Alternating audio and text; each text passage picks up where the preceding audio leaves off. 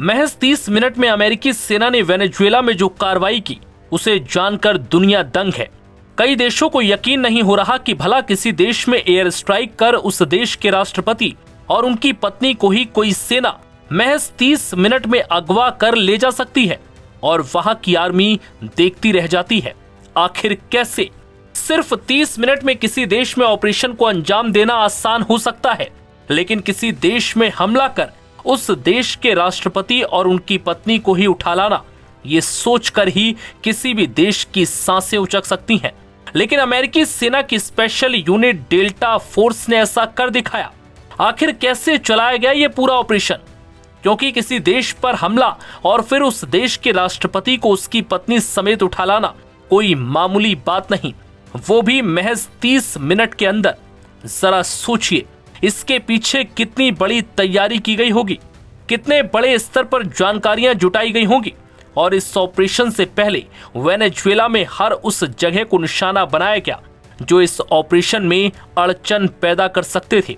यही वजह थी कि अमेरिकी सेना ने सबसे पहले वेनेजुएला की राजधानी काराकास में एयर स्ट्राइक की। न सिर्फ राजधानी बल्कि वेनेजुएला के army communication centre, military airbase, बंदरगाह, एयरपोर्ट को उड़ाने के लिए कई अलग अलग जगहों पर हमले किए गए, जिससे कि वेनेजुएला किसी भी तरह की बदले की कार्रवाई न कर पाए।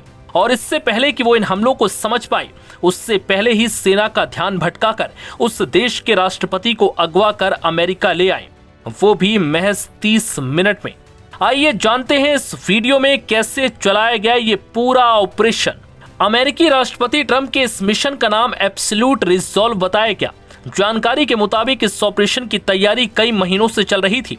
इसका अंदाजा इस बात से भी लग रहा था कि हाल ही में ट्रंप लगातार वेनेजुएला के राष्ट्रपति को देश छोड़ने की धमकी दे रहे थे और वेनेजुएला पर ड्रग्स और नार्को टेररिज्म का आरोप लगाकर वेनेजुएला के समुद्री इलाके यानी कैरिबियन सागर में बड़े स्तर पर युद्धपोतों से लेकर लड़ाकू विमानों और पनडुब्बियों से लेकर कई बड़े हथियारों से लैस भारी फौज की तैनाती कर चुके थे।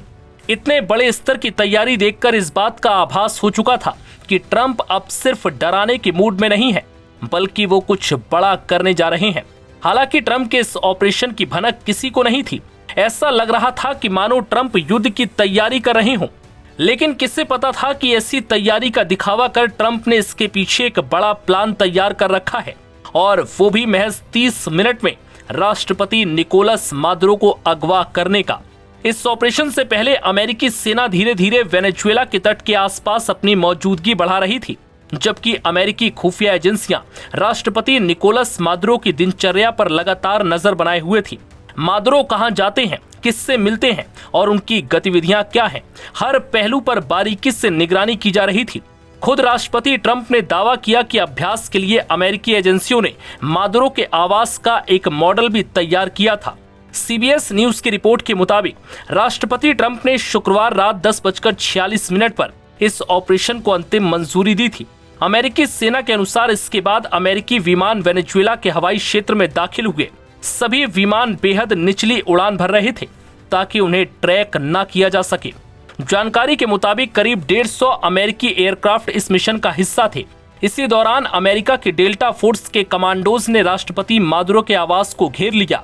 रिपोर्ट के मुताबिक मादुरो ने इस दौरान अपने घर का दरवाजा बंद करने की कोशिश की, लेकिन वो सफल नहीं हो सके।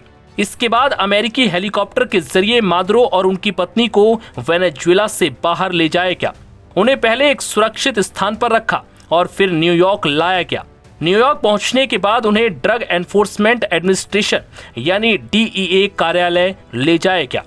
वहां से उनकी एक तस्वीर सामने आई जिसमें मादुरो हथकड़ियों में नजर आ रहे हैं और सुरक्षा अधिकारी उन्हें अपने साथ ले जा रहे हैं। इसके बाद उन्हें एक अन्य संघीय एजेंसी के कार्यालय भेजा गया। बताया जा रहा है कि वेनेजुएला के राष्ट्रपति निकोलस मादुरो को अदालत के सामने ड्रग तस्करी और हथियारों से जुड़े मामलों में पेश किया जा सकता है। लेकिन कई लोगों के मन में सवाल ये भी है कि ट्रंप ने आखिर ऐसा क्यों किया। दरअसल ट्रंप लगातार वेनेजुएला के राष्ट्रपति निकोलस मादुरो पर अवैध ड्रग्स तस्करी और नार्को टेररिज्म का आरोप लगाते रहे हैं और इसे लेकर वो कई बार मादुरो को देश छोड़ने की धमकी भी दे चुके हैं। लेकिन ये असली सच नहीं है, दरअसल ट्रंप की नजर वेनेजुएला के तेल पर है, जो उसकी जमीन में भरपूर है, और ट्रंप इस तेल पर अपना अधिकार जमाकर उस पर कब्जा करना चाहते हैं। दरअसल मादुरो अपने देश को इसी तेल के भरोसे चला रहे हैं और ट्रंप हर हाल में इस तेल के लिए वेनेजुएला पर कब्जे की कोशिश में जुटे हैं। यह ऑपरेशन भी इसी मकसद का अहम हिस्सा है। दावा है कि ट्रंप चाहते हैं कि वेनेजुएला में ऐसी सरकार बने जो अमेरिका के इशारों पर चले और अमेरिका फिर इस देश की जमीन से जितना चाहे उतना तेल निकाल सके। लेकिन निकोलस मादुरो ट्रंप के सपने के बीच में सबसे बड़ी अड़चन बने हुए थे। यही वजह रही कि ट्रंप ने इस ऑपरेशन के तहत उनको अगवा कर लिया और अब वो वेनेजुएला में अमेरिका के इशारों पर चलने वाली सरकार बनाने के मूड में है। फिलहाल इस रिपोर्ट में इतना ही।